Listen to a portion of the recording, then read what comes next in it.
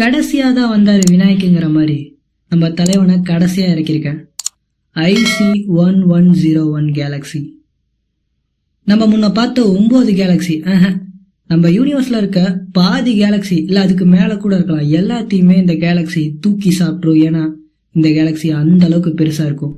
இந்த கேலக்சியும் ஒரு spiral Galaxy தான். பெரும்பாலும் பெருசா இருக்க கேலக்சிலாம் ஸ்பைரல் கேலக்சியா தான் இருக்கும் போல. முதல்ல இந்த கேலக்சியோட டிஸ்டன்ஸ் எவ்வளோன்னு பார்த்தலாமா? எர்த்துல இருந்து இந்த கேலக்சிக்கு போகிறதுக்கு சுமார் 100 கோடி லைட் இயர்ஸ்க்கு மேல ஆகும். ரொம்ப லாங்ல இருக்க ஒரு கேலக்சி. அடுத்ததுதான் மெயின் மேட்ரு, இந்த கேலக்சியோட சைஸ். லைட்டு இந்த கேலக்சியோட ஒரு எண்டுல இருந்து இன்னொரு எண்டு போகணும்னா சுமார் 60 லட்சம் லைட் இயர்ஸ் ஆகும். நம்ம கடைசியா பார்த்தோம்ல ஃபீனிக்ஸ், அந்த கேலக்சியோட சைஸ் 10 லட்சம் லைட் இயர்ஸ் தான். ஆனா இது 60 லட்சம் லைட் இயர்ஸ். நம்ம மில்கிவே கூட கம்பேர் பண்ணா கிட்டத்தட்ட 50 மடங்கு பெருசு இந்த கேலக்சி. இந்த கேலக்சியில இருக்க ஸ்டார்ஸோட எண்ணிக்கை 100 ட்ரில்லியன் கணக்கா இருக்குன்னு சொல்றாங்க.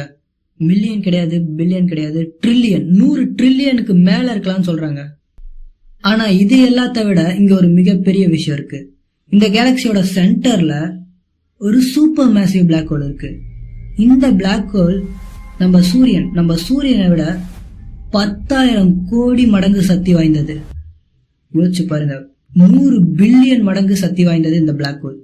இந்த யூனிவர்ஸ்ல இப்ப நம்ம கண்டுபிடிச்சதுல ரொம்ப சக்தி வாய்ந்த ரொம்ப பெரிய பிளாக் ஹோலா இருக்கும் அப்படின்னு சயின்டிஸ்ட்லாம் சொல்றாங்க. இந்த யூனிவர்ஸ்ல ரொம்ப பெரிய கேலக்சில இந்த யூனிவர்ஸ்ல ரொம்ப பெரிய பிளாக் ஹோல் இருக்கு.